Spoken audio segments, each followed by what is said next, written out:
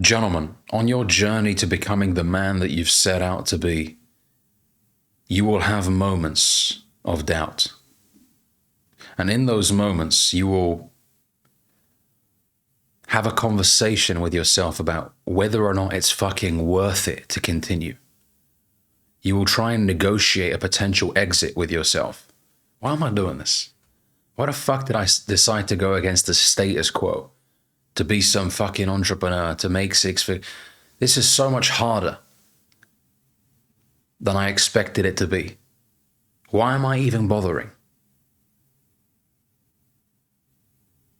You will sit there in your car on a rainy afternoon. You're broke. You're pissed off. And in your head, you'll be hearing the voice of your mother saying, just get a real job, Jimmy, just get a real job. And maybe the voice of another friend of yours saying, bro, this is too saturated. These things never work out. But there'll be another voice from within telling you, just keep fucking going. And that voice won't really have a rational argument to tell you to keep going forward. But that voice will be there. And it will tell you, come on, man, just another day. Give me another day. And then those voices of doubt will creep back in the next day. Whilst you're tired. Whilst you still haven't made any fucking money from your business. Those voices of doubt will creep back in. But that other voice from within is still going to be there telling you. And that voice, by the way, is your inner child. The little boy that once dreamt of owning a Porsche, of living in a big house, of retiring mum and dad. We all have that inner child within us that once had dreams. What happens, gentlemen, as we get older and those dreams are beat out of us, right? Society tells us that it's too difficult, it's too risky to start your own business. Just get a regular job, a normal job. As a lot of people like to put it. Normal. Get a normal job. Right? If you've grown up in a family where everyone's gone to university, got a degree, and you don't really want to go down that route, now you're the outsider. Now you're the black sheep of the family. They're going to look at you like something's wrong with you. And you're going to have to fight against not only the voices of doubt that you have within yourself, but other people's comments. People telling you you're going to regret it. You're going to regret not going to university. I experienced those conversations myself with my own family, but also with friends as well. You know, and some of my dad's friends at the time, you know, when I had a conversation with them about not going to university, they would say, what?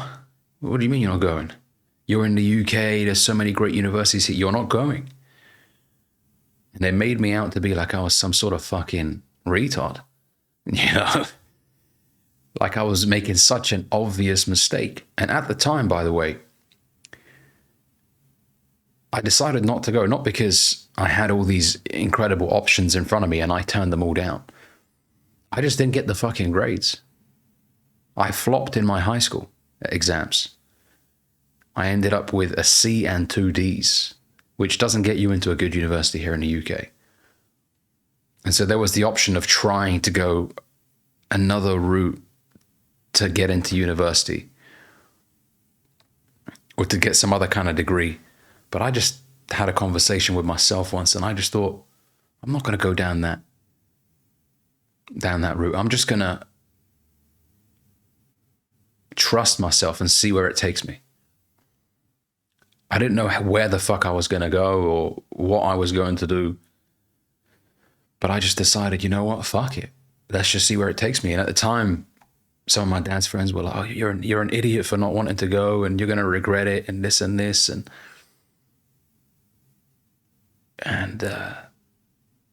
look, yeah, I'll be honest with you. There were times where I thought, why couldn't I get the grades? You know, where I really started getting angry at myself, you know. Why did I not get the grades? But then I look back and I And I remember actually trying my best in the exams. I retook my A-levels and I still didn't get the grades. So I accepted that that was going to be the route that I was going to take. I gave the high school thing a go, the exams. I didn't get the grades. It is what it is. Okay. But whenever I felt frustrated with myself, when I was sat in my car on my lunch breaks at work, and I worked every job, by the way, after high school, factory jobs, restaurants, you name it, fast food delivery driver, I've done it.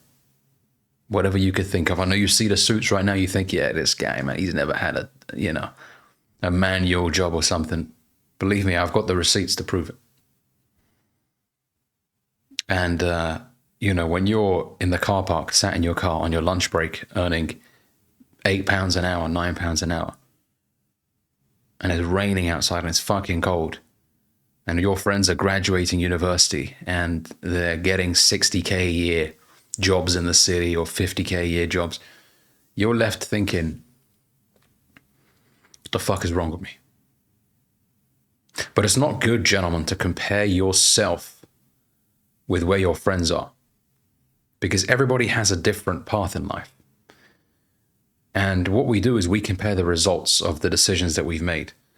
But sometimes there's just a slight delay with yours. You might be behind your friends right now in terms of the amount of money you earn. They might be earning 50, 60. You might be earning 25, 30. But you're doing something that they're not doing. You're working on a business on the side after work. You're learning a high income skill like trading. And although in the early stages, they still out-earn you, even though you're learning all these things, there will come a point where you could very well out-earn them by a wide margin as well. You might go from earning 25, 30 to now earning 150, 200, even more in some cases. Now, in the beginning, you don't have any evidence because you're just starting off. Any evidence to show that you're going to get there. You just have to have blind faith. Blind faith means you don't question it. You don't sit there and think, well, what if this goes wrong? What if that goes wrong? No, another way of putting it is delusional belief in yourself. Delusion goes against logic. Illogical is another great way of putting it. When I was sat in my car, broke as fuck, struggling, I deep down inside knew that at some point it will all join together. The dots will connect and this will all make sense. All this, frustration, all this anger will have taken me somewhere. Eric Thomas talks about recycle your pain. Harness that pain to get you to where you need to go. Let it annoy you. That's a good thing. If you being broke right now doesn't annoy you, well, there's an issue right there. That means you're content with being there. But if it fucking bothers you, if you see payments being declined, if you can't put fuel in your car, there comes a moment in a man's life where you tell yourself, never again. I don't ever want to experience this again. There was a moment many, many years ago in my life where I pulled up to a fuel station, to a gas pump, and I knew I didn't have much money. So every drop when I was putting petrol in my car, I was looking at that meter go up slowly, and I was just one drop at a time. And I thought I had enough. Now, when you're very broke, you don't tend to check your balance very often, right? You don't tend to check how much money's in your account. You just hope that there's enough money to cover the outgoings that you have.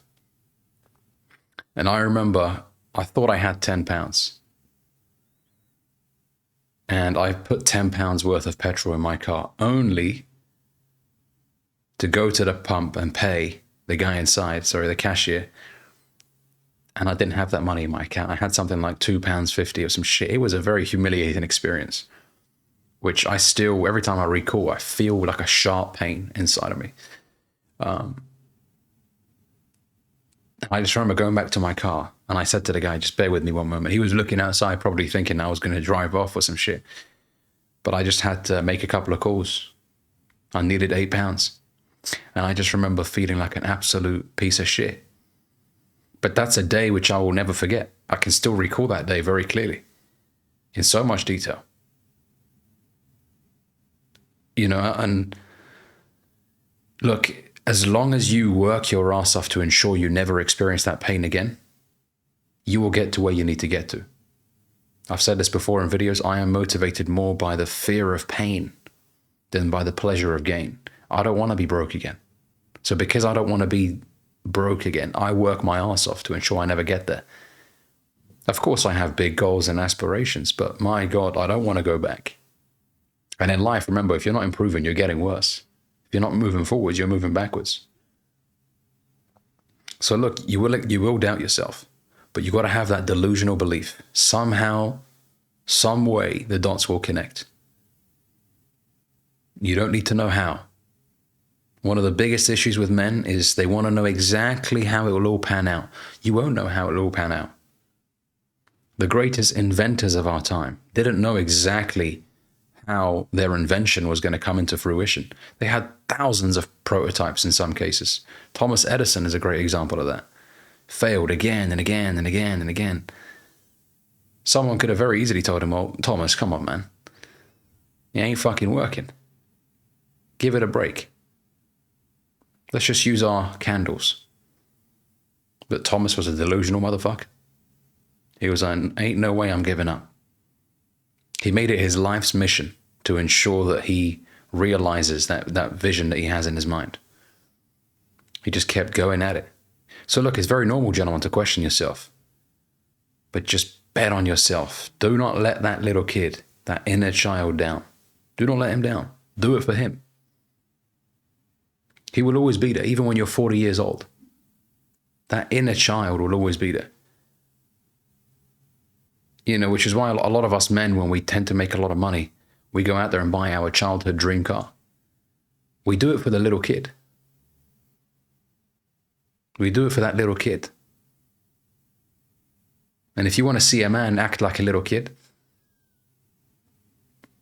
buy him something he's always dreamt of since he was a young boy. And you'll just see the young boy come out of him, right? Like, man, the tears that will, you know, come out of his eyes. So it's a beautiful thing to see. You know, your father has dreams, but he has decided to put those dreams aside for the sake of his family in a lot of cases, right? When you do well, make it your absolute responsibility to allow your father to experience one of his childhood dreams. Let him at least tick one of those for himself. Witness your father behaving like a little boy, so excited and gleeful. You'll see him in a very different light. It's up to us men to ensure we get to a position where we can do that. Not just our fathers, of course, but to take care of our mothers as well. Hopefully this video has been valuable. If you enjoyed it, make sure you give it a like. Don't forget to check out the community link down in the description below if you want to join the community called the Top 3%. Remember, gentlemen, when you join, you have a free 30-minute coaching call with me so we can jump on a call and discuss what your goals are and we can start working towards helping you get there. Thanks for watching. See you in the next video.